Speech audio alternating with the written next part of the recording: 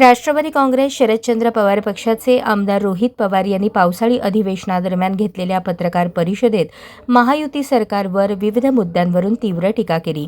पायाभूत सुविधांमधील कथित भ्रष्टाचार, मुंबईतील पूरस्थिती आणि शेतकरी कर्जमाफीच्या प्रश्नावर सरकार अपयशी ठरल्याचा आरोप त्यांनी केला.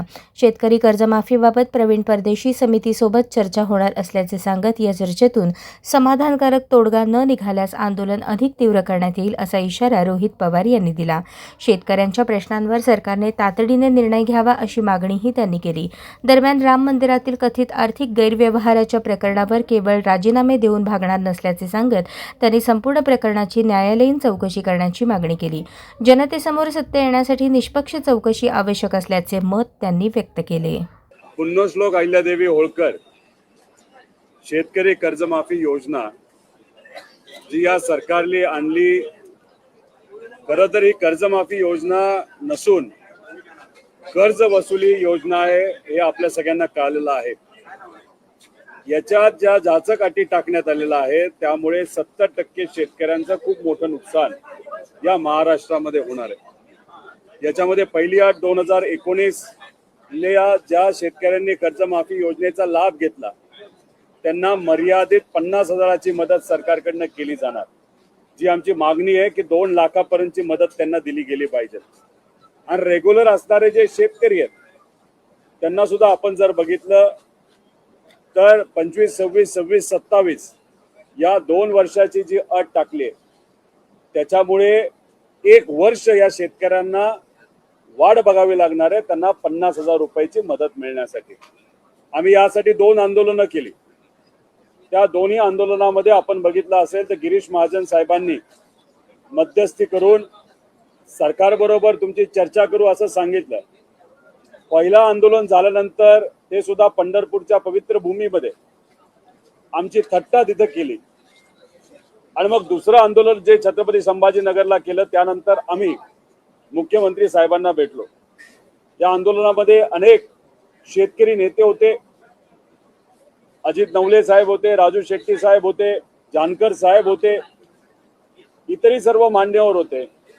अनेक आमदार, आमच्या पदाधिकाऱ्यांनी आम्हाला सहकार्य केलं, पाठिंबा दिला. काँग्रेसने पाठिंबा तिथं दिला. सलील भाऊ देशमुख आज माझ्या बरोबर आहेत, ते सुद्धा त्या आंदोलनामध्ये होते. आणि जेव्हा आम्ही मुख्यमंत्री साहेबांना भेटलो तेव्हा त्या चर्चेमध्ये आमचे आकडे हे वेगळे होते आणि त्यांचे आकडे हे वेगळे होते. आणि त्यांच्या अनुसार त्यांचं मत होतं की अन्याय होणार नाही. पण त्यावेळेस त्या बैठकीमध्ये आम्ही आकड्यासहित सिद्ध केलं की 70% शेतकऱ्यांवर म्हणजे कुठेतरी 36 लाख शेतकऱ्यांवर अन्याय होणार आहे. आणि मग त्यांनी सांगितलं, महाजन साहेबांसमोर सांगितलं, प्रवीण परदेशी जे मित्राचे अध्यक्ष आहेत आणि या योजनेला आणत असताना जी समिती करण्यात आली होती त्या समितीचे अध्यक्ष हे प्रवीण परदेशी आहेत. प्रवीण परदेशींना तुम्ही भेटा, चर्चा करा, त्यात मार्ग काढा.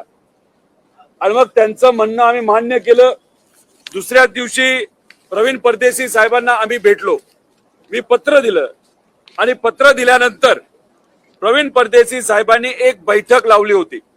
ती बैठक कधी लावली होती तर आज सकाळी 10 वाजता बैठक लावली होती. आणि तसं पत्र, ऑफिशियल पत्र प्रवीण परदेशी साहेबांनी हे सगळ्यांना दिलं गेलं होतं. आजच्या बैठकीमध्ये आम्ही सकाळी 10 वाजता मी असेल, बंटी पाटील साहेब असतील, अजितजी नवले साहेब असतील, शेतकरी नेते, जानकर साहेब जे सुद्धा शेतकरी नेते आहेत ते तिथे आले होते. संदीप भैया क्षीरसागर असतील, उगले भाऊ असतील, त्याच्याबरोबर खैरे भाऊ असतील, असे अनेक तिथे आमदार हे आले होते, पदाधिकारी आले होते. कुठेतरी चर्चा होईल अशी आमची अपेक्षा होती. पण ऐन मीटिंग चालू होण्यापूर्वी प्रवीण परदेशी साहेबांनी फोनवर सांगितलं की त्यांना या बैठकीला उपस्थित राहता येणार नाही. आणि अजून एक गोष्ट जी आम्हाला त्यांच्या कार्यालयातून कळाली की मुख्यमंत्री साहेबांच्या कार्यालयातून सांगण्यात आलं होतं की ही कमिटी आता बरखास्त झालेली आहे, त्यांचं काम झालेलं आहे, त्यामुळे अशा पद्धतीची बैठक घेऊन काय चालणार नाही. मग आमचं मत असं आहे की मग मुख्यमंत्री साहेबांना आम्ही जेव्हा भेटलो तेव्हा त्यांनी सांगितलं प्रवीण परदेशींना भेटा, शेतकरी कर्जमाफीचा मुद्दा हा महत्वाचा आहे, त्यांच्याशी संवाद साधून त्यांच्याकडनं जे काही आकडे तुम्ही मांडलेले हे मुख्यमंत्री साहेबांना दिले जातील, त्याच्यावर आम्ही नक्कीच सकारात्मक शेतकऱ्यांच्या बाजूचा निर्णय देऊ, ज्याच्यातून 36 लाख शेतकऱ्यांवर जो अन्याय होणार आहे तो होणार नाही अशी भूमिका घेत असताना आज आमची बैठक ठरली असताना सुद्धा जर सरकार ही बैठक होऊन देत नसेल, त्यामुळे कुठे ना कुठेतरी सिद्ध होते की या शेतकऱ्यांवर हे सरकार अन्याय करणार आहे आणि त्याच पद्धतीने आम्ही कुठेतरी या सरकारचा निषेध करतो।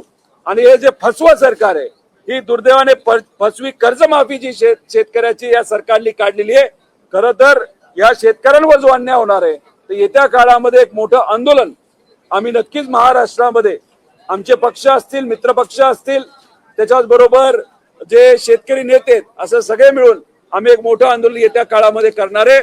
पण मला शेतकऱ्यांना सांगायचंय की कुठंतरी तुमची फसवणूक या सरकारच्या माध्यमातून झालेली आहे। पुण्यश्लोक अहिल्यादेवी होळकर एवढ्या महामानवाचं नाव देऊन सुद्धा जर 70% शेतकऱ्यांवर अन्याय होणार असेल तर या मोठ्या महामानवाचा सुद्धा कुठेतरी तिथं नावाचा अपमान हे सरकार करते असं आमच्या सगळ्यांचं मत आहे आणि या सरकारचा निषेध करतो। आणि आज ही जी महत्वाची बैठक आहे ती झाली नाही, त्याचा अर्थ हे सरकार या शेतकऱ्याला न्याय देण्यासाठी सकारात्मक नाही असं आपल्याला त्या ठिकाणी म्हणावं लागेल।